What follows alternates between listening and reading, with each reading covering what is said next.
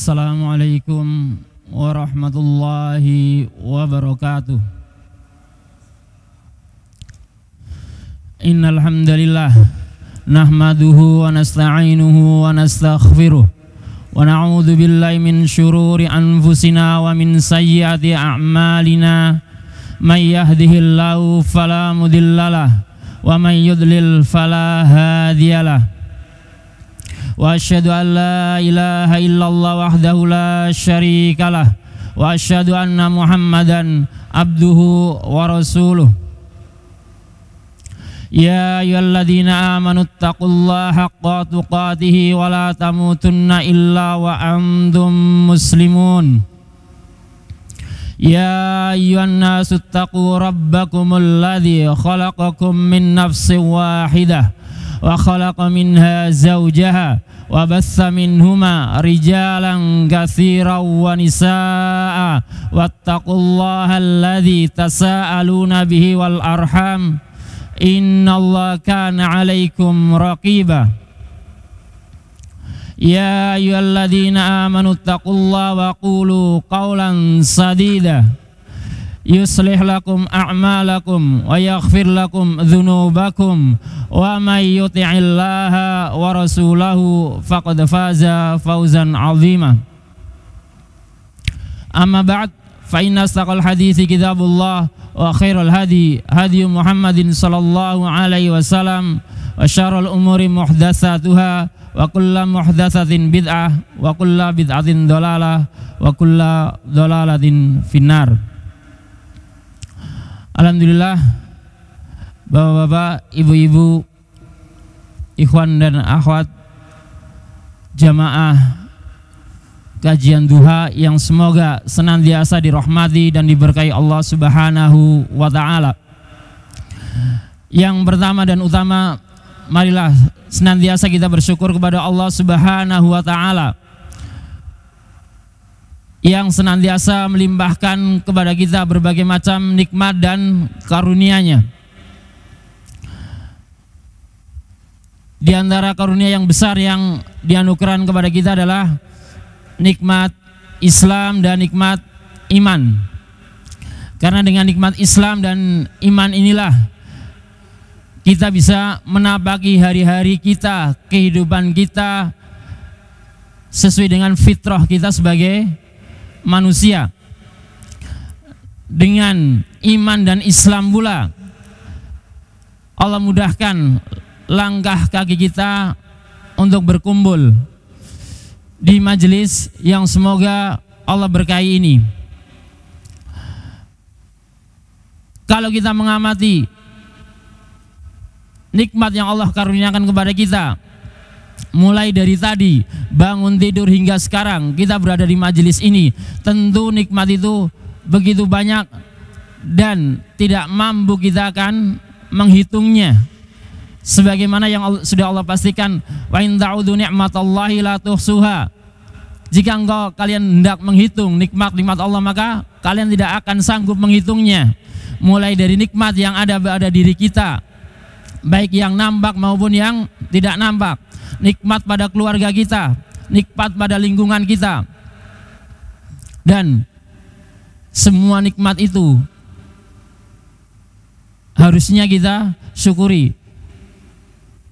Karena dengan mensyukuri nikmat-nikmat tersebut, Allah akan tambahkan nikmat berikutnya. La in syakartum la azidanakum. Ketika kita mensyukuri nikmat Allah, maka Allah akan tambahkan kita kepada nikmat-nikmat yang berikutnya. Dan di belakang nikmat yang agung tadi, nikmat Islam dan nikmat iman, ada nikmat yang sebagian kaum muslimin, bahkan Rasulullah SAW kabarkan, kebanyakan manusianya itu lalai dari dua nikmat ini.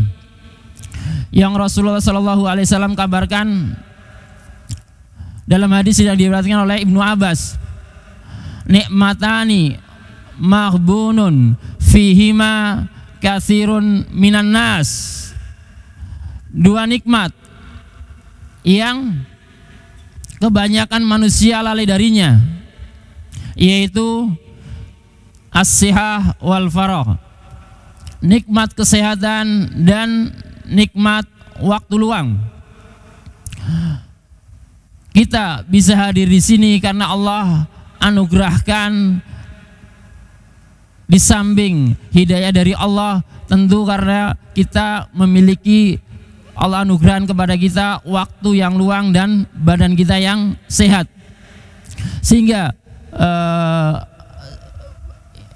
Imam Ibnul Jauzi pernah menyampaikan, terkadang manusia itu Allah kasih anugerah sehat, namun ia tidak memiliki waktu luang karena sibuk dengan urusan dunianya.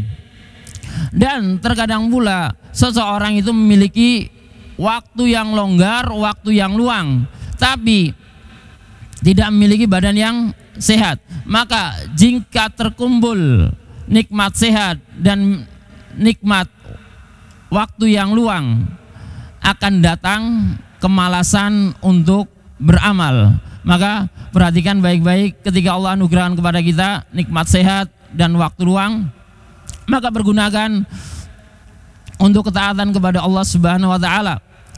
Karena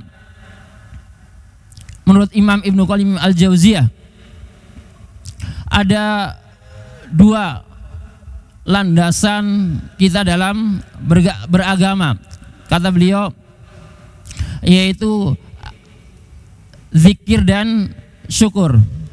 Berdasarkan firman Allah Subhanahu wa taala, fadhkuruni adzkurkum washkuruli wala takfurun. Berzikirlah, ingatlah kepadaku, niscaya aku akan ingat kepada kalian, dan bersyukurlah kepadaku dan janganlah kalian kufur. Maka dalam mensyukuri nikmat Allah, marilah kita pergunakan untuk melakukan ketaatan dan menjauhi kemaksiatan. Ketika kita sudah berusaha keras untuk mensyukuri nikmat Allah dengan melakukan berbagai macam amal ketaatan, maka sandarkan itu semua kepada Allah Subhanahu wa taala. Ketika seorang hamba menyandarkan pada dirinya sendiri, maka jangankan untuk urusan agamanya, untuk urusan dunianya, kadang hamba itu akan terus merasa kurang dan kurang.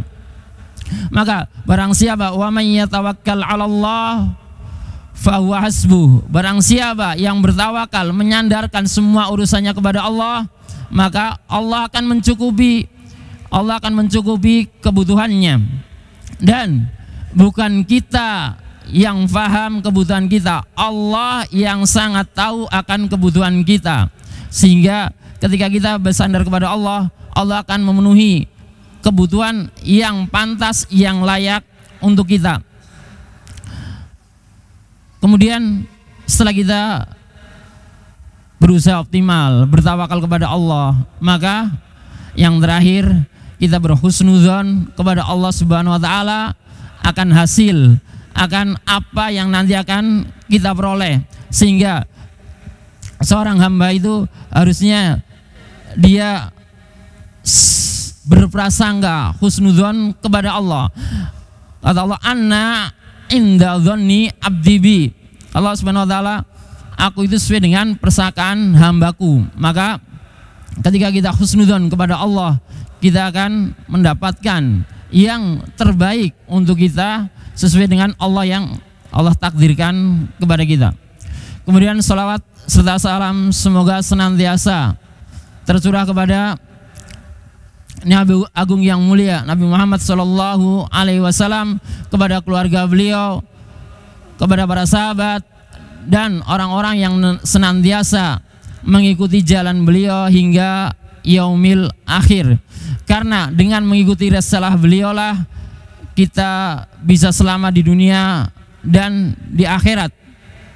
Maka ketika kita menyatakan diri mencintai Allah Subhanahu wa taala, maka konsekuensinya kita harus mengikuti Nabi Sallallahu Alaihi Wasallam, sebagaimana yang Allah firmankan, Qul in kuntum tuhibbunallaha fattabi'uni.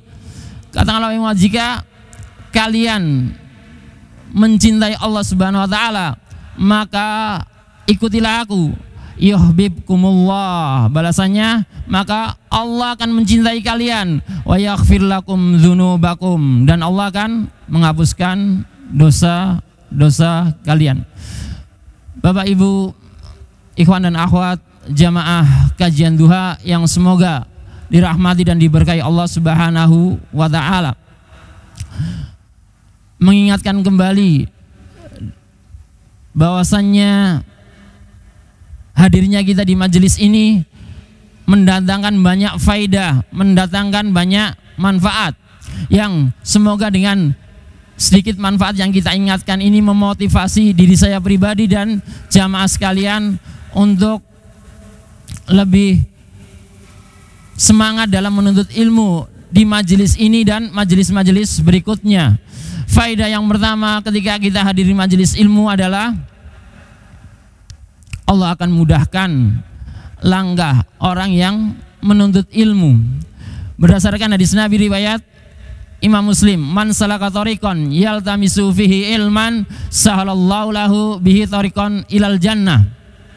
Barang siapa yang menempuh jalan menuntut ilmu, maka Allah akan mudahkan baginya jalan menuju surga.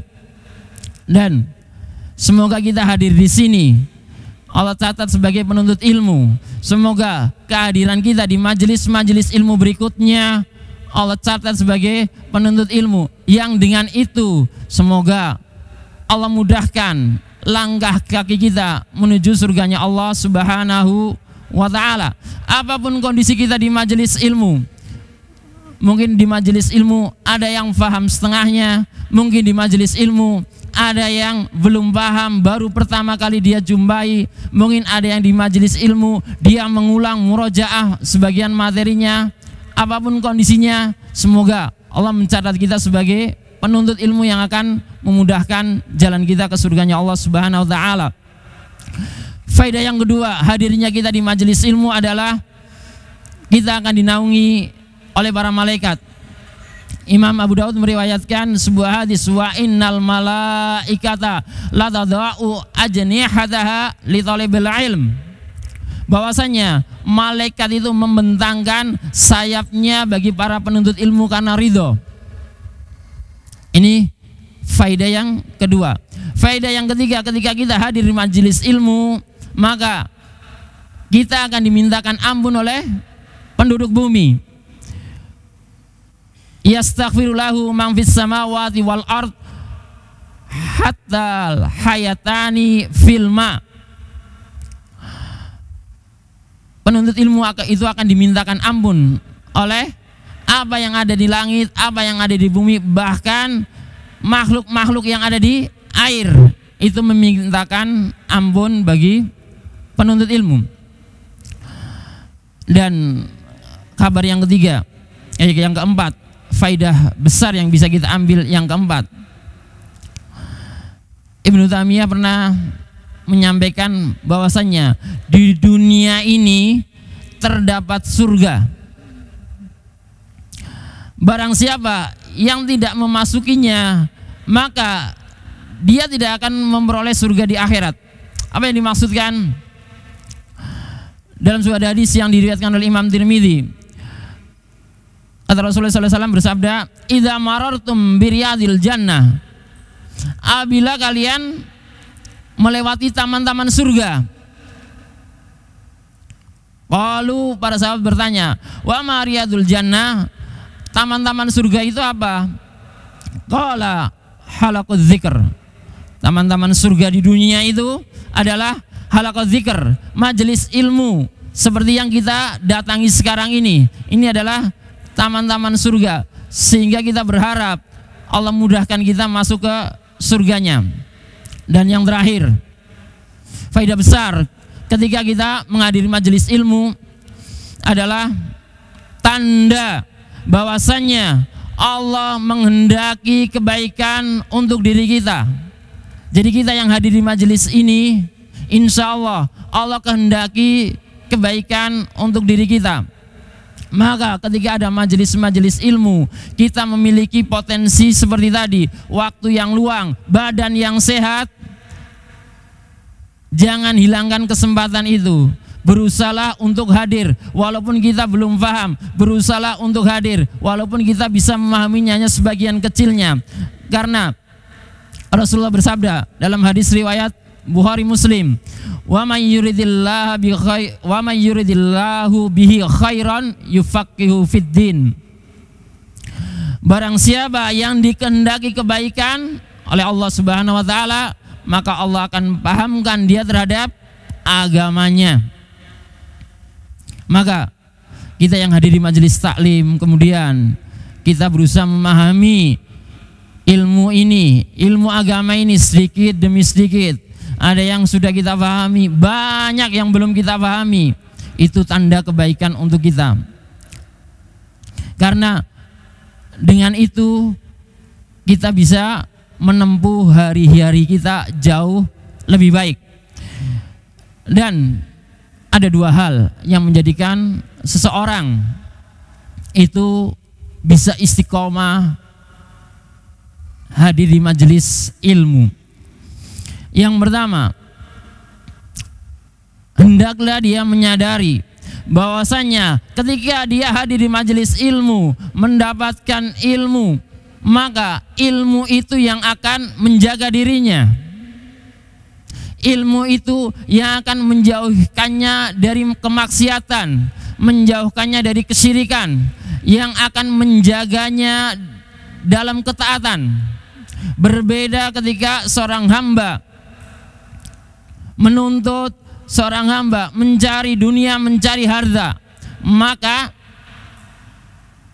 harta itu yang harus dia jaga. Sehingga ketika kita tahu bahwa hadirnya kita di majelis ini akan menjadikan kita dijaga oleh ilmu yang kita dapatkan. Dan yang kedua, ketika kita hadir di majelis, maka kita akan mendapatkan teman-teman soleh yang mengingatkan kita akan akhirat. Maka sadar atau tidak sadar ketika kita bermuamalah dengan teman-teman kita, baik itu mungkin teman-teman yang di pembangunan, teman-teman yang di HRD, teman-teman yang di IT maupun di bagian manapun. Ketika kita bermuamalah dengan teman-teman kita, kita melihat suatu sosok yang ketika kita melihat dia, Masya Allah, kita jadi ingat untuk senantiasa menjaga sholat jamaah. Ketika kita melihat teman kita, Masya Allah, kita jadi selalu ingat untuk senantiasa menjaga amanah, amanah waktu, amanah pekerjaan, dan seterusnya. Dan inilah perkara terbesar yang hendak diperangi oleh setan, yaitu yang sedang kita jalani. Apa? Menuntut ilmu. Musuh kita, musuh bebuyutan kita, iblis dan bala tentaranya sangat tidak menyukai ketika ada hamba Allah mendekat ke majelis ilmu. Sangat benci ketika ada hamba Allah rajin dalam memahami ilmu agama ini. Karena dengan paham ilmu agama, setan dan bala tentaranya sulit menyesatkan manusia. Maka iblis yang sudah berikrar ketika ditetapkan sebagai hamba yang terlaknat, yang dikeluarkan dari surga, maka iblis berikrar, fabi izzatika la ughwiyannahum ajma'in illa ibadaka minhumul mukhlasin. Demi kuasa Engkau, aku akan menyesatkan mereka semuanya kecuali hamba-hambamu yang mukhlis di antara mereka. Tidak cukup dengan itu, Allah kabarkan kepada kita bahwasannya setan dan bala tentaranya, Allah kabarkan kepada kita dalam surat Al-A'raf ayat yang ke-17. Tsumma latiyannahum min baini aydihim wa min khalfihim wa an aymanihim wa an syama'ilihim wala tajidu aktsaruhum syakirun. Setan dan bala tentaranya itu akan mendatangi, menggoda, menjerat manusia dari depan mereka, dari belakang mereka, dari kanan dan kiri mereka.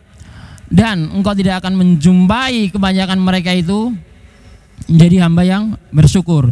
Maka di awal kita berusaha untuk menjadi hamba yang bersyukur. Semoga dengan itu Allah tolong kita untuk melawan jeratan-jeratan setan. Dan setan dalam menjerat anak Adam itu bertingkat-tingkat, seperti yang mungkin sering kita dengar. Karena iman kita bertingkat-tingkat, strategi setan pun berbeda-beda. Maka yang utama, yang terbesar, yang insya Allah akan jadi pembahasan kita adalah setan akan mengajak manusia ke dalam kesyirikan. Itu langkah paling cepat agar segera membinasakan manusia menjadi temannya di neraka. Sebagaimana yang Allah firmankan dalam surat Al-Hasyr ayat yang ke-16, kamatsalis syaitan idz qala lil insani kfur falamma kafara qala inni bari'um minka inni akhafullah rabbal alamin. Itu sebagaimana setan ketika mengajak kepada manusia, kafirlah kalian, kufurlah kalian kepada Allah Subhanahu wa taala. Kemudian setelah setan gagal karena dengan hidayah petunjuk dari Allah Subhanahu wa taala kita masih dalam keislaman, keimanan, maka jauh dari kesyirikan, setan akan datang dengan strategi yang kedua. Akan dihasutlah, akan dijerat hamba itu ke dalam perkara-perkara yang tidak ada contohnya dari Nabi SAW. Seolah-olah dia melakukan banyak ketaatan dan amalan, tapi ternyata amalan itu tidak ada contohnya dari Nabi. Sehingga man amila amalan man amila amalan laisa alaihi amruna fahuwa raddun. Barang siapa yang mengamalkan suatu ibadah, suatu amalan yang tidak ada contohnya dari kami, tidak perintahnya dari Nabi SAW, maka amalan itu tertolak. Ketika sang hamba lolos dari jeratan yang kedua, setan akan masuk ke dalam jeratan yang ketiga. Hamba itu akan dijerumuskan ke dalam dosa-dosa besar. Maka Allah firmankan dalam surat An-Nur ayat ke-21, ya ayyuhalladzina amanu la tattabi'u khutuwatis syaitan wa may yattabi'u khutuwatis syaitan fa innahu ya'muru bil fahsya'i wal munkar. Hai orang yang beriman, janganlah kamu mengikuti langkah-langkah setan. Barang siapa yang mengikuti langkah setan, maka sungguhnya setan itu mengajak kepada pekerjaan yang keji dan mungkar. Alhamdulillah, dengan rajinnya dia menuntut ilmu, banyak doa kepada Allah, selama dia dari dosa besar, setan gak putus asa, masuk dia ke tahapan berikutnya, masuk ke dalam hasutan jeratan dosa-dosa kecil. Maka kebanyakan manusia menganggap dosa-dosa kecil itu mudah untuk tobatnya, sehingga jadilah dosa-dosa kecil ini menjadi kebiasaan. Padahal sahabat Ibnu Mas'ud radhiyallahu an menyampaikan, innal mu'mina yara dzunubahu ka'annahu qa'idun tahta jabali yakhafu an yaqa'a alaihi. Sungguhnya ini seharusnya seorang mukmin melihat dosanya seolah-olah dia sedang duduk di bawah gunung yang besar. Yang dia khawatir gunung itu akan menimpanya. Ini kekhawatiran seorang muslim ketika melakukan dosa yang kecil. Wa innal fajira yara dzunubahu kadzubabin marra ala anfihi. Sedangkan orang-orang fajir, orang-orang yang terbiasa dalam kemaksiatan akan melihat dosa kecil itu seperti lalat yang lewat di hidungnya, nggak dianggap. Maka loloslah sang hamba ini berkat hidayah dari Allah Subhanahu wa taala dari jeratan dosa-dosa kecil. Dosa kecil dia hindari. Setan datang di jeratan yang kelima, yaitu akan dibiasakan sang hamba ini berlebih-lebihan dalam amalan yang mubah. Dan banyak sekali amalan yang mubah dalam keseharian kita. Ngobrol perkara yang mubah, makan, minum perkara yang mubah, olahraga perkara yang mubah, melakukan hobi yang halal perkara yang mubah. Dan ketika hamba menjaga dirinya dari dosa kecil, ingatlah setan akan menjerat dia, menjerumuskan dia, menghabiskan waktunya, tenaganya, hartanya untuk perkara yang mubah. Selesai jeratan kelima, hamba ini juga masih dalam ketaatan, dia bisa menjaga dirinya, waktunya, hartanya agar tidak mubazir. Setan akan datang lagi di jeratan yang terakhir, yaitu setan akan memalingkan hamba dari amalan yang utama ke amalan yang lebih rendah, dari amalan yang afdol ke amalan yang kurang afdol.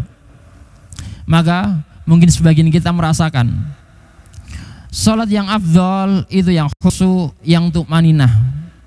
Maka ketika hamba itu senantiasa mendatangi sholat jamaah di awal waktu, dia menjauhi semua jeratan setan dari 1 sampai 5. Maka setan akan datang dengan jeratan yang ini. Akan dialihkan sang hamba dari sholat yang khusyuk ke sholat yang lalai, dari amalan yang utama ke amalan yang kurang utama. Termasuk hadirnya kita di majelis ini, itu Allah menghendaki kebaikan untuk kita. Berhenti? Enggak. Setan akan menggoda kita, sehingga hadirnya kita di majelis yang harusnya mendapatkan keutamaan akan dijauhkan oleh setan agar kita tidak mendapatkan keutamaan, tidak mendapatkan faidah.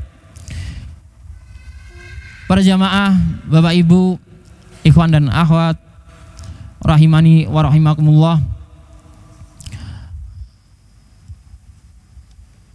Poin yang pertama tadi tentang kesyirikan yang itu sangat erat kaitannya dengan pembahasan kita kali ini, yaitu tentang perdukunan. Sebelum kita masuk ke perdukunan, tentang kesyirikan dan kesyirikan yang ada di negeri kita banyak yang dilakukan oleh masyarakat, sangat beragam.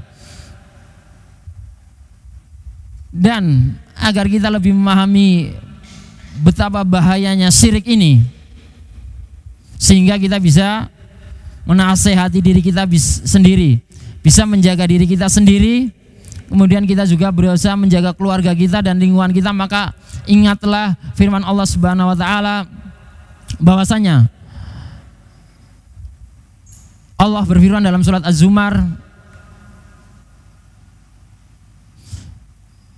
ayat yang ke-65, walaqad uhiya ilaika wa ila ladzina min qablika la in asyrakta la yahbatanna amaluka wa la takunanna minal khasirin.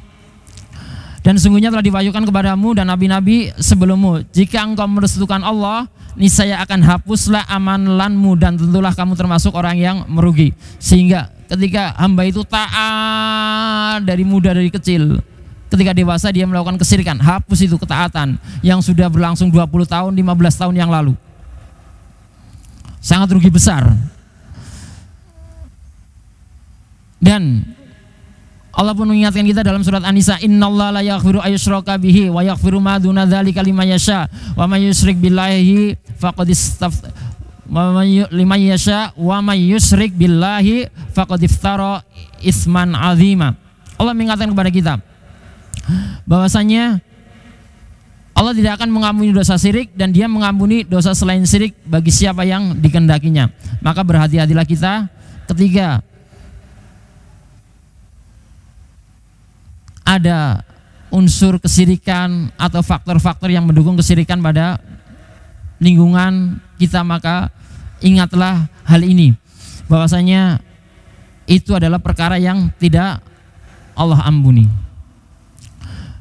Dan perdukunan itu sangat erat kaitannya dengan kesyirikan. Karena apa? Perdukunan itu pertama, dia menggantungkan urusannya kepada dukun yang sudah kita ikrarkan dalam setiap sholat kita, iyyaka na'budu wa iyyaka nasta'in, bahwasanya kita hanya beribadah kepada Allah dan kita hanya minta pertolongan kepada Allah. Tapi ketika perdukunan ini, maka baik pelakunya sang dukun maupun pasiennya yang datang ke dukun, itu kedua-duanya minta kepada selain Allah. Sama-sama minta kepada sang dukun, minta kepada setan, sang pasien minta kepada dukun. Dan ini merupakan bentuk kesyirikan. Kenapa? Perdukunan marak di negeri kita. Perdukunan yang mayoritas penduduknya muslim dan simbol-simbol keislaman, syiar Islam banyak di negeri kita. Marak perdukunan muncul bahkan di zaman yang penuh dengan kecanggihan teknologi semacam ini. Maka perdukunan yang dulu kesannya itu hanya didatangi oleh orang-orang yang rendahan, orang-orang yang tidak paham ilmu, maka sekarang dukun dengan perkembangan zaman pun mengikuti kondisi, sehingga dukun sekarang sudah tidak lagi menisbatkan dirinya pada nama dukun, tapi sebagian mereka menisbatkan dirinya dengan menamai dirinya dengan hal-hal yang nama-nama yang orang mengesankan dia bukan lagi dukun. Mungkin sebagian ada yang menamakannya dengan paranormal, itu sejatinya dukun juga. Ada yang menamakannya dengan kiai berkaromah. Kalau nanti ada unsur-unsur perilaku dukun, iya dia dukun juga. Ada yang menamakannya dengan orang pintar. Siapa yang menamakan orang pintar? Orang yang bodoh, sehingga menganggap dia orang pintar. Sejatinya dukun juga. Dan karena berganti nama inilah sebagian orang terkecoh, sehingga menggugah. Bukan cuman kalau dulu orang-orang yang butuh, yang rendahan. Sekarang para pejabat yang menginginkan kelanggengan posisinya datangnya ke dukun. Tokoh politik yang mengharapkan kursi di legislatif datangnya ke dukun. Maka sebagian mengabarkan ketika pesta demokrasi itu sales-sales dukun bersebaran di gedung parlemen menjajakan dagangannya. Dan ada karyawan yang ingin naik jenjang tertentu, perginya juga ke dukun. Rumah tangga yang ingin adem ayem, tidak terganggu oleh rumput hijaunya tetangga, perginya ke dukun. Sehingga di masyarakat kita, dukun itu hampir meliputi aspek semua kehidupan yang di masyarakat, baik skala pribadi, skala lembaga maupun skala nasional. Maka kita bahas dulu tentang beberapa contoh, ya, beberapa contoh yang ada di masyarakat. Contoh yang ada di masyarakat,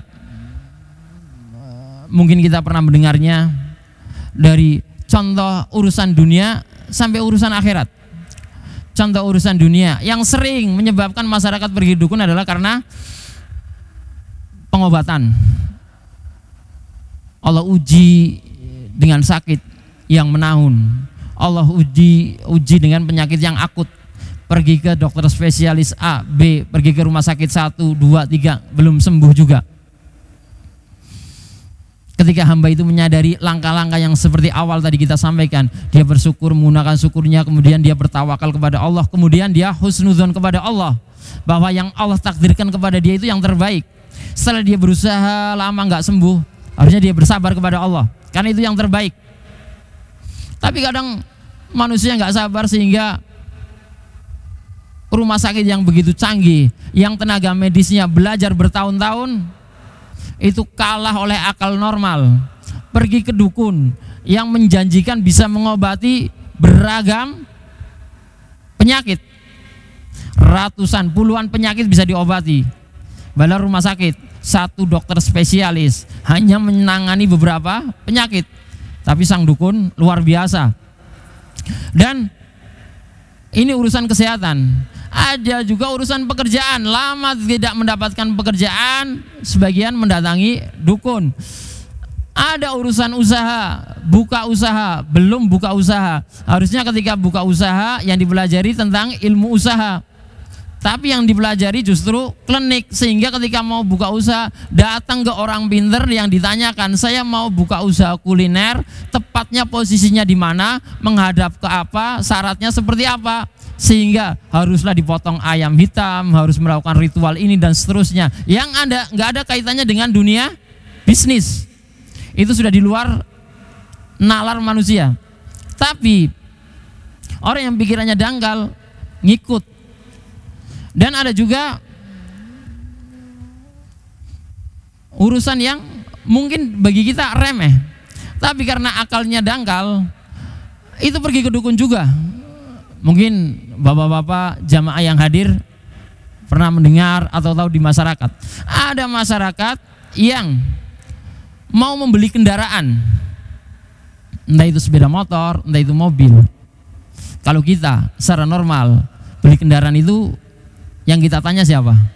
Ahli mesin, montir. Ini layak dengan harga berapa tahun sekian. Tapi ketika orang dengan pikiran dangkal, mereka pergi ke dukun. Yang ditanya apa? Mbak Kiai, Mbah Dukun, saya mau beli kendaraan nomor rangka sekian, nomor mesin sekian, cocok nggak buat saya? Sudah nggak masuk akal. Beli kendaraan yang ditanya nomor rangka, nomor mesin. Dan ada seorang tukang yang pernah menyampaikan kepada kami, ketika beliau ikut sebuah proyek, kemudian proyek tersebut di suatu lahan yang mungkin dianggap sebagai lahan yang angker, sehingga karena mungkin pengembangnya, developernya tahu ini lahan angker, penuh dengan persiapan sebelumnya.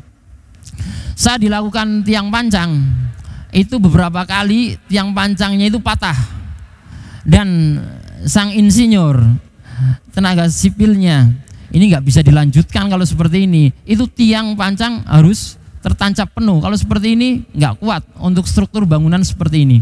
Ketika bolak-balik yang patah tiang pancangnya, itu harusnya yang diteliti atau yang ditanya, niku sinten Pak Koni? Ketika yang bolak-balik yang patah tiang pancangnya, Mas Burhan, yang ditanya siapa Mas Burhan? Ketika bolak-balik tiang pancangnya patah ini, atau struktur tanahnya, atau struktur tiang pancangnya yang bermasalah? Hah? Tanya yang buat strukturnya itu ya. Ya. Harusnya seperti itu akal kita. Tapi kata sang mandor, kita datang ke orang pinter, bukan seperti yang beliau sampaikan tadi. Gimana struktur betulnya? Datang ke orang pinter. Gimana ini kita proyek nggak selesai-selesai, setiap dipasang patah terus. Oh, sebentar, saya konsultasikan. Konsultasilah dia ke setan, bukan kemana-mana. Konsultasi ke setan. Dikabari sama setan bahwasanya penghuni tempat itu minta sesembahan berupa sapi. Sembelih sapi dan jangan dimakan, kasihkan semua untuk situ. Plus minta tambahan homer juga. Maka disembelihnya sapi di malam hari dan dikasih homer. Semua pekerja diperingatkan, jangan ada yang ikut makan atau minum, karena ini untuk penghuni. Ketakutan semua pekerjanya. Tapi namanya manusia ada yang iseng. Ya, ini tukang yang cerita sendiri kepada saya. Ada temennya yang iseng. Wah, kata siapa?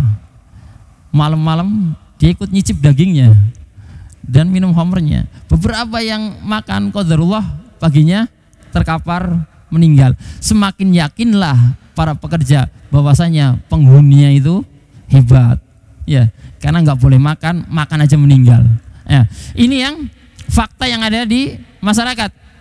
Dan bahkan untuk urusan ibadah, ada yang nggak sabar, harusnya bertawakal kepada Allah setelah berikhtiar. Ada yang zaman sekarang karena ketika kita daftar haji antriannya sampai puluhan tahun, ya, Sehingga ada seorang yang datang ke tukang pinter ini. Saya itu kira-kira berangkat haji tahun berapa? Loh, kok malah tanya sama dukun yang belum tentu dukunnya juga sudah berangkat haji.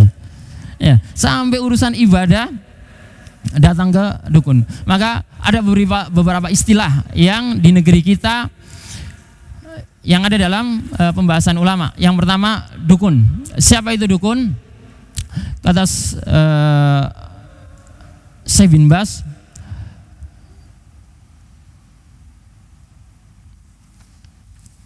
kata Syekhul Islam Ibnu Taimiyah, dukun adalah al-kuhan hum qaumun lahum ittisalun bisyayatin yukhbirunahum anil maghibati fayadhunnuna annahum ya'lamunal ghaib. Kata Syekhul Islam Ibnu Taimiyah dalam Majmu' Fatwanya, bahwasanya dukun itu orang yang memiliki hubungan dengan setan, yang setan itu memberi tahu mereka tentang perkara yang ghaib, lalu mereka menyangka bahwasanya mereka mengetahui perkara yang ghaib. Kemudian ada istilah yang kedua, yaitu istilahnya araf. Kalau tadi kahin alias dukun, kalau yang kedua araf. Araf itu dalam bahasa kita kadang diartikan tukang ramal. Maka araf ini diartikan oleh Syekh bin Baz rahimahullah taala, al-araf huwa man yad'i ma'rifatal umuri al-ghaibah man kana dhalla au sarik au ghair dzalik minal umuril ghaibah. Araf adalah, kata beliau Syekh bin Baz rahimahullah taala, orang yang mengklaim mengetahui perkara ghaib seperti tempat barang yang hilang, pencuri dan hal-hal ghaib lainnya. Itu apa? Araf atau peramal. Kemudian yang ketiga yang ada dalam bahasan ulama adalah sahir, atau dalam bahasa kita tukang sihir.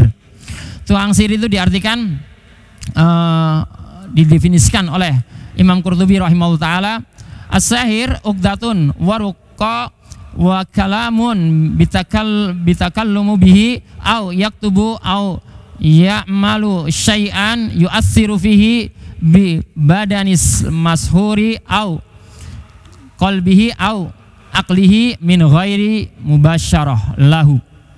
Apa sihir?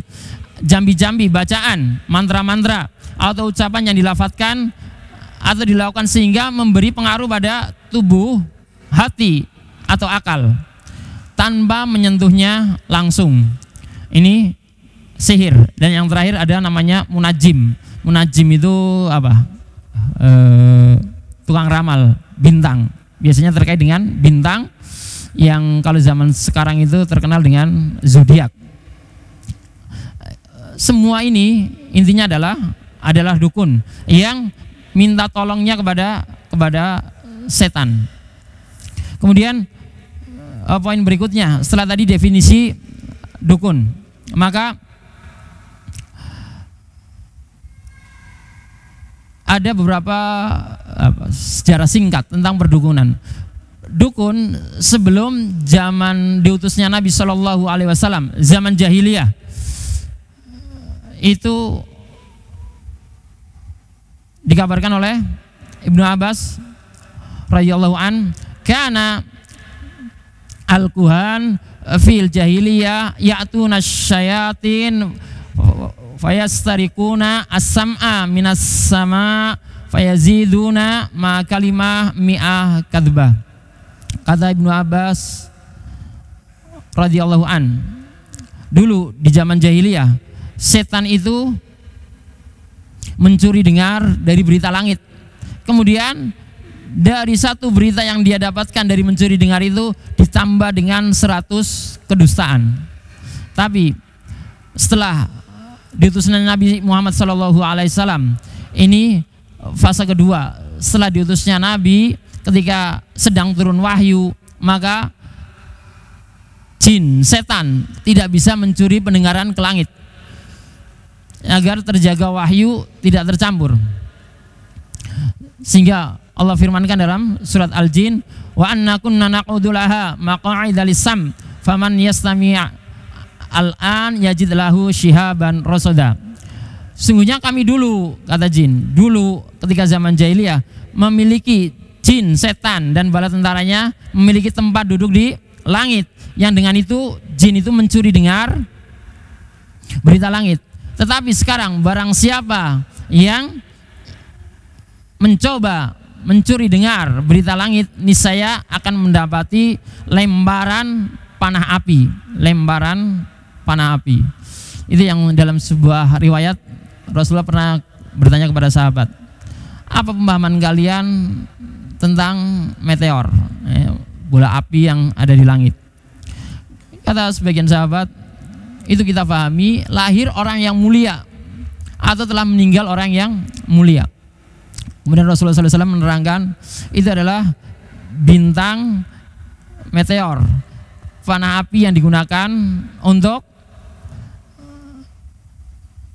membunuh para setan yang mencuri dengar.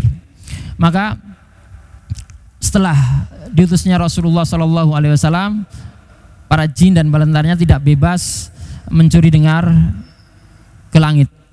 Dan itu fase perkembangannya perdukunan hingga sekarang zaman modern. Perdukunan lebih keren lagi. Kerennya apa? Kerennya mengikuti perkembangan zaman. Kalau zaman dulu dukun penampilannya dengan ala kadarnya penuh dengan mistik. Zaman sekarang dukun penampilannya penuh dengan estetik teknologi, sehingga dukun bawa laptop, dukun punya admin, dukun punya sales, dukun punya platform medsos, sehingga mereka menjajakan barang dagangannya lewat medsos yang ada, bahkan di sebagian tempat itu menyebar salesnya itu di kota-kota besar. Jadi semisal ada dukun di kota tertentu, maka dia akan buat admin, buat kantor di Jakarta, di Surabaya, untuk nyebar informasi tentang perdukunannya. Sehingga kadang kita jumpai dukun ini kok pasiennya jauh-jauh ya, kadang dari luar Jawa, bahkan kadang dari luar negeri. Kenapa? Ya karena dia ada yang menjajakannya baik offline semacam itu maupun secara online lewat internet. Dan ternyata perdukunan ini di tempat kita itu, kalau kita pernah tahu informasi bahwasanya terkhusus di Jawa Timur ya, tahun 98 itu pernah heboh, yang sempat mengenyam di umur-umur sekian itu 98 di daerah Banyuwangi itu sempat heboh dengan dukun santet. Ada yang pernah dengar ya? Sehingga sekian ratus dukun dimasak ya. Kemudian entah lantaran ini atau sebab-sebab lainnya, perdukunan sekarang itu membuat wadah. Kebetulan wadahnya ada di Provinsi Jawa Timur, yaitu di kota Banyuwangi. Apa wadah mereka? Mereka memiliki persatuan dukun Nusantara, Perdunus, ada persatuannya. Targetnya apa? Tujuannya apa? Memperkenalkan profesi dukun kepada masyarakat. Kalau dokter ada Ikatan Dokter Indonesia, MUI ada ulama, ada tempatnya, Majelis Ulama Indonesia. Dukun mau membuat majelis, ada tempatnya, Persatuan Dukun Indonesia. Tujuannya apa? Memperkenalkan masyarakat profesi dukun. Padahal kalau kita lihat pengertian profesi dalam Kamus Bahasa Indonesia KBBI, itu profesi itu adalah suatu pekerjaan yang diawali dengan pembelajaran atau pelatihan sebelumnya yang terstruktur atau yang baku. Dukun itu pembelajarannya nggak baku, dapat ilmu dari mana, nggak bisa diajarkan oleh sembarang orang, sehingga sebenarnya ini bukan profesi. Kemudian apa yang melatar belakangi masyarakat di zaman modern, bahkan masyarakat terpelajar, berpendidikan, itu banyak yang datang ke dukun. Yang pertama, karena masyarakat kita masih mewarisi budaya animisme, dinamisme, yaitu warisan dari Hindu dan Buddha yang klinik dengan khurafat, tahayul dan seterusnya, sehingga mudah dimasuki ke dunia-dunia klinik semacam ini. Kemudian yang kedua, faktor penyebab masyarakat mudah datang ke mereka adalah karena jauhnya mereka dari ilmu agama. Maka pentingnya kita belajar ilmu agama. Kalau alhamdulillah kita, keluarga kita, lingkungan kita jauh dari perdukunan yang fatal akibatnya kepada akidah kita, maka bisa jadi orang di luar sana belum paham dan kita bisa ikut sedikit memahamkannya. Kemudian kenapa masyarakat tergiur ke dukun? Karena sebagian tokoh masyarakat itu justru mendukung kegiatan ini. Bahkan beberapa tahun yang lalu kalau nggak salah di beberapa kota itu sempat diadakan festival magic, festival mistis seperti di Jogja. Pernah diajarkan festival dukun-dukun ini. Dan di tadi persatuan dukunnya itu merencanakan mengadakan festival santet di Banyuwangi. Tapi oleh beberapa lembaga tidak disetujui. Karena tentu ini akan menimbulkan banyak kontroversi. Yang keempat, kenapa mereka datang ke dukun? Karena kadang sebagian manusia itu kurang sabar terhadap ujian. Ujian apa? Ujian kesehatan. Ujian apa? Ujian perekonomian. Ujian apa? Ujian keturunan. Ujian apa? Ujian lingkungan dan seterusnya. Sehingga mereka datang ke dukun. Dan mereka masyarakat sebagian itu lebih mendengar cerita orang daripada apa yang disampaikan oleh ustadz-ustadz kita, bahwa misalnya itu bagian dari kesyirikan dan seterusnya, ya. Dan apa tanda-tandanya sehingga kita tahu dia itu kiai, ustadz atau dukun? Tanda-tandanya biasanya yang pertama, tanda-tanda orang ini dukun, amalannya yang pertama, ketika orang datang biasanya tanya nama dan tanya nama ibunya. Perhatikan. Orang biasanya menyandarkan nama itu nasab kepada bapaknya. Tapi kalau sang dukun yang ditanya nama ibunya. Kalau kita dalam urusan perbankan, itu yang ditanya nama ibu juga, bahkan ibu kandung. Tapi alasan mereka perbankan karena kalau nama bapak itu sudah banyak dipakai di dokumen negara yang lain, akte, kakak, itu pakai nama bapak. Maka perbankan pilih nama ibu biar dia lebih aman. Sang dukun ini pilih nama pasien, biasanya nama ibu. Maka hati-hati ketika ditanya nama ibunya. Kasus fakta terjadi pada salah seorang ikhwan yang ketika dia bermuamalah dengan sebuah keluarga nggak sadar kalau dia ditanya nama kemudian nama ibunya. Setelah selang beberapa tahun dia merasakan ada yang aneh, kemudian dia telusuri, dia coba ruqyah sendiri, ternyata dia disantet. Dia diguna-guna oleh orang yang dulu tanya nama dan nama ibu kandungnya. Maka hati-hati. Ini dukun biasanya tanya nama. Yang kedua, dukun biasanya minta sesuatu yang di luar nalar, nggak masuk akal. Tujuannya sebenarnya mereka sama, karena dedengkot mereka yaitu para tukang sihir yang ada di zaman Nabi Fir'aun, yang di zaman Fir'aun ketika Nabi Musa itu saat diminta oleh Fir'aun untuk melawan Nabi Musa, apa yang ditanya oleh tukang sihir ini? Tukang sihir itu menanyakan, nanti kalau saya berhasil mengalahkan Fir'aun, saya dapat imbalan apa? Saya akan dapat imbalan apa? Maka dukun zaman sekarang intinya itu bisnis, intinya itu mendapatkan imbalan uang. Maka yang diminta kadang yang aneh-aneh. Setelah keluhannya apa? Sakit. Sakitnya apa? Sakit di bagian perut. Sudah berapa lama? 15 tahun. Periksa ke dokter, di USG, di ronsen, hasilnya apa? Hasilnya nihil. Oh, berarti kita pindah ke hewan ya. penyakitnya, penyakit pindah ke hewan.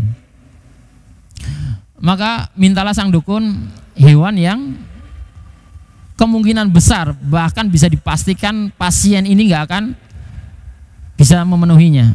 Maka dan pasien itu yang datang ke dukun itu nurut-nurut aja.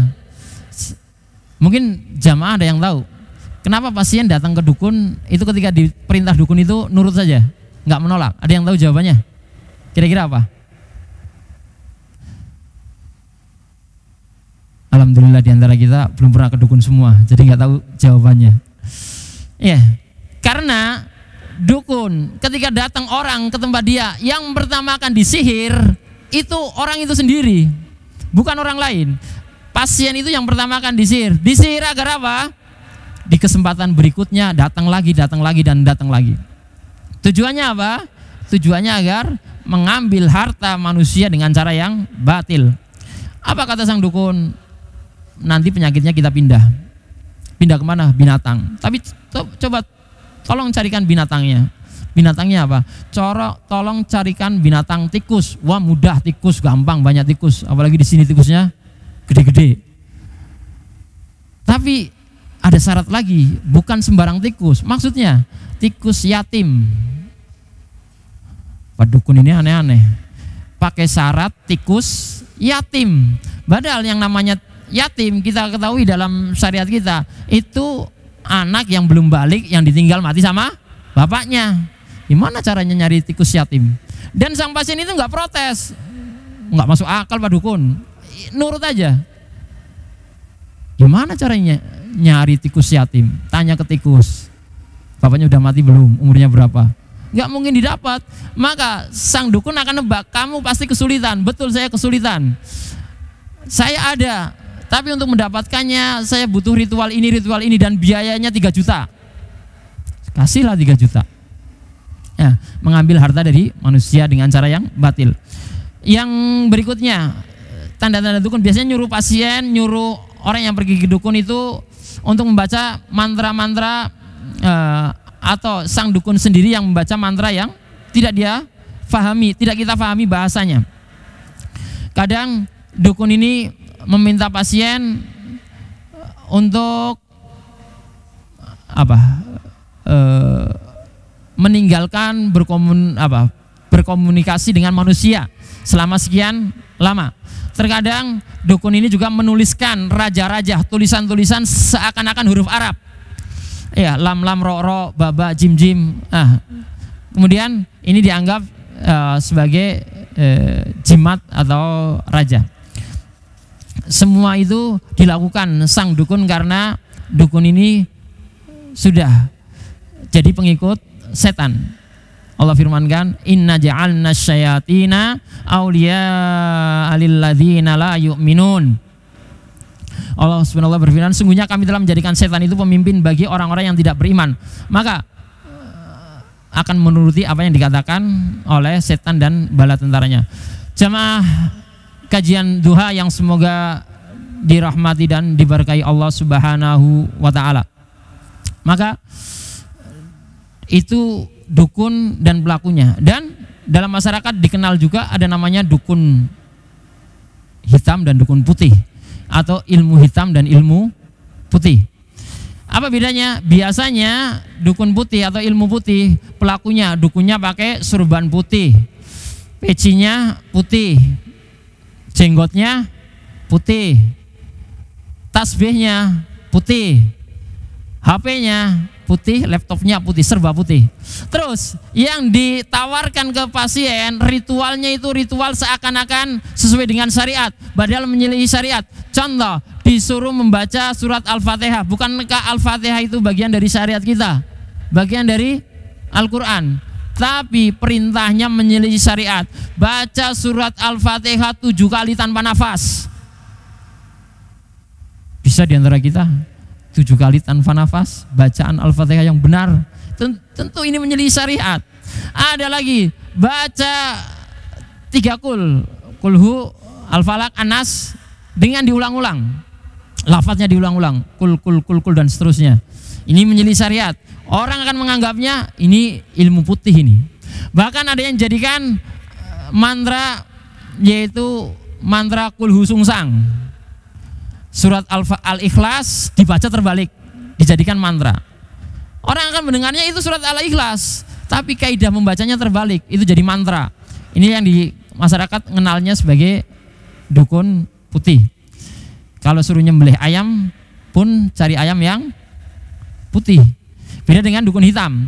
Biasanya amalannya itu lebih ke klinik, ya, tidak berbau syariat. Kemudian setelah kita tahu tadi tentang dukun dan amalan-amalan mereka para dukun, maka dalam menjalankan aktivitasnya itu dukun biasanya yang pertama melakukan ritual kesyirikan. Ada ritual kesyirikan. Maka kalau kita sebagai kaum muslimin yang mengikrarkan inna sholati wa nusuki wa mahyaya wa mamati lillahi rabbil alamin, kita persembahkan semua amalan kita, sholat kita, sembelihan kita untuk Allah Subhanahu wa taala, maka dukun menyembelih untuk para jin. Ya, kadang yang mereka kenal dengan dukun hitam menyembelih, bukan menyembelih, yang penting hewannya mati. Ketika didatangkan ayam, ayamnya nggak disembelih, tapi ayamnya dicekik. Yang penting mati, kemudian dikucurkan darahnya dan seterusnya. Ini untuk setan. Dan memang mereka sudah berkolaborasi dengan setan, sehingga Allah firmankan dalam surat Asy-Syu'ara ayat yang ke-221 sampai 223, hal unabbiukum ala man tanazzalus syayatin, maukah aku beritakan kepada kalian kepada siapa setan-setan itu turun?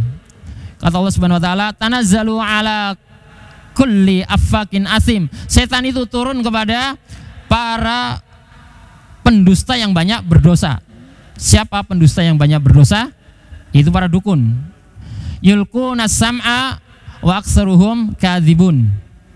Mereka menyampaikan hasil pendengaran dari langit, pencurian dari berita langit, kemudian mereka mencampurnya dengan banyak kedustaan. Kemudian yang kedua, praktek perdukunan itu mengaku mengetahui perkara yang ghaib, padahal perkara yang ghaib hanya Allah yang mengetahuinya. Allah sudah firmankan dalam surat An-Naml ayat yang ke-65, qul la ya'lamu man fis samawati wal ard al ghaiba illallah. Katakanlah, tidak ada yang seorang pun di langit dan di bumi mengetahui perkara yang ghaib kecuali Allah. Tapi dukun mengaku mengetahui perkara yang ghaib. Yang ketiga, dukun dan amalannya itu memberikan dampak yang negatif kepada masyarakat. Apa dampak negatif dari dukun ini? Yaitu menimbulkan kemalasan. Hal ini pernah disampaikan oleh mantan presiden kita. Siapa? Bapak SBY. Pernah nyinggung juga ternyata masalah perdukunan. Beliau sampaikan, perkataan beliau dinukil oleh Dr. Dino Patijalal dalam kitab, dalam bukunya, tulisannya. SBY mengatakan, pemikiran yang mistik mencerminkan mentalitas jalan pintas, orang yang tidak mau kerja keras, tidak mau berencana, dan hanya mengharapkan solusi dengan cara gaib. Mistik membuat orang malas, tidak ulet, dan tidak bermental tangguh. Ini kata mantan presiden kita. Menimbulkan kemalasan. Maka Bapak Ibu jamaah kajian duha yang semoga dirahmati Allah Subhanahu wa taala, hendaklah kita berusaha sekuat tenaga setelah kita tahu ilmunya untuk menghindari perdukunan.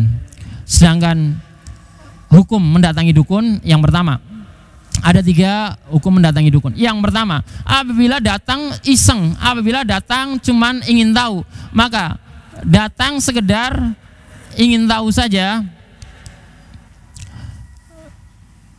dia akan terkena hadis Nabi SAW, man ata arafan fasa'alahu an syai'in lam tuqbal lahu arba'ina lailah.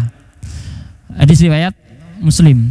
Kata Nabi SAW, barang siapa yang datang saja kemudian tanya kepada dukun, maka sholatnya tidak diterima selama 40 hari.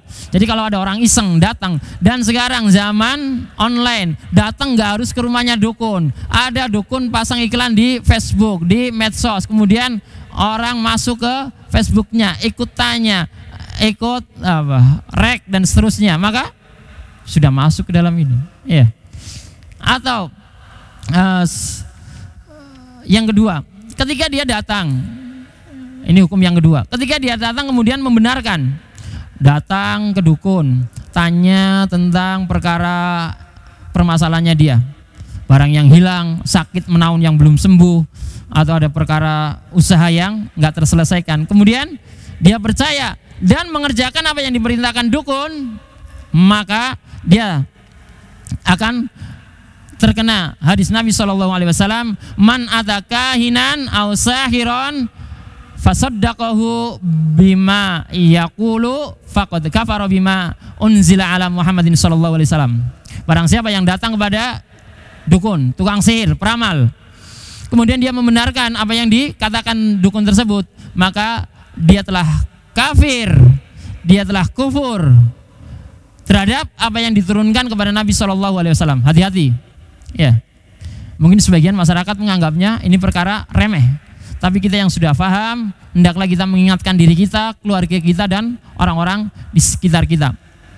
Adapun ketika mendatangi dukun dalam rangka untuk membantah syubhat mereka, maka ini yang pernah dilakukan oleh Nabi SAW terhadap Ibnu Sayyad, orang yang dianggap dajjal ketika itu karena kelebihan yang luar biasa.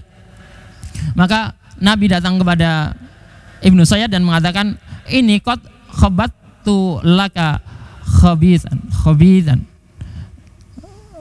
Faqala Ibnu Sayyad, Nabi berkata kepada Ibnu Sayyad, aku menyembunyikan sesuatu. Maka Ibnu Sayyad berkata, waduh. Ibnu Sayyad menjawab, yang Rasulullah sembunyikan itu duh. Maka Rasulullah berkata, iksa falan ta'adwa qadrak. Kata Nabi SAW, diam engkau, nyahlah, pergilah engkau, karena engkau tidak akan melampaui kedudukanmu yang sudah Allah takdirkan kepadamu. Sehingga setelah kita tahu ada hukum tersendiri buat pelakunya, dukunnya, ada hukum tersendiri buat yang datang, maka hendaklah kita yang alhamdulillah lingkungan kita mendukung kita untuk menuntut ilmu, setelah kita tahu ilmunya, kita sampaikan kepada keluarga kita, orang-orang terdekat, agar terhindar dari perusak akidah, perusak ketauhidan, yaitu perdukunan ini. Dan MUI sudah menfatwakan ya dalam fatwanya bahwasanya segala bentuk praktik perdukunan dan peramal hukumnya haram. Ini fatwa dari MUI. Kemudian mempublikasikan praktik perdukunan, peramal dalam bentuk apapun hukumnya haram. Yang ketiga, memanfaatkan penggunaan, mempercayai serta praktik perdukunan dan peramal hukumnya juga haram. MUI sudah memfatwakan. Berarti lembaga resmi negara kita memfatwakan kalau dukun itu haram. Ditambah lagi sedang ada rancangan undang-undang yang direncanakan diaplikasikan tahun 2026, yaitu KUHP nomor 1 tahun 2023, bahwasanya dalam pasal yang ke-252, setiap orang yang mengaku memiliki kekuatan gaib, memberi jasa, menawarkan atau melukai, melakukan praktek ilmu hitam untuk mencelakakan orang lain, bisa dipidana penjara maksimal 1 tahun 6 bulan, ringan ya, dan 4 tahun jika terbukti menimbulkan sakit. Padahal kalau dalam syariat Islam, dukun, para pelakunya, tukang sihir, tukang ramal, itu hukumnya apa? Haddus sahir dorbatun bis saif. Hukum tukang sihir itu dipenggal. Itu dalam syariat kita, karena kerusakannya yang begitu banyak. Dan Bapak Ibu jamaah kajian duha yang semoga senantiasa dirahmati Allah Subhanahu wa taala, di akhir penghujung kajian kita, marilah kita berusaha untuk mengamalkan ilmu yang sudah Allah anugerahkan kepada kita. Kemudian setelah kita mengamalkannya, kita sampaikan kepada orang-orang yang belum tentu tahu seperti yang kita ketahui dari ilmu agama ini. Semoga dengan yang sedikit ini Allah memberikan kepada kita hidayah untuk terus memperkokoh keimanan kita, untuk terus memperkokoh ketakwaan kita, dan memperingatkan keluarga kita, orang-orang tercinta di sekitar kita akan bahaya perdukunan yang itu sangat merusak akidah umat, sangat merusak ketauhidan kita bersama. Dan ketika seorang datang hanya iseng, maka hati-hati, sekarang zamannya HP. Orang hanya iseng masuk ke portalnya, karena sekarang mereka punya portal, punya situs-situs. Ketika masuk kita ke websitenya, itu sudah datang tanpa membenarkan. Ketika kita tanya kemudian mengiyakan, itu sudah membenarkan, yang terkena dalam dua hukum orang yang mendatangi dukun tadi. Itu yang bisa kita bahas. Kalau ada benarnya, itu datangnya dari Allah Subhanahu wa taala. Kalau ada salahnya, itu dari saya pribadi. Saya mohon ampun kepada Allah Subhanahu wa taala. Kita tutup majelis ini dengan doa kafaratul majelis. Subhanakallahumma bihamdika asyhadu an la ilaha illa anta astaghfiruka wa atubu ilaik. Assalamualaikum warahmatullahi wabarakatuh. Al Furqan TV, saluran pendidikan, dakwah dan inspirasi Islami.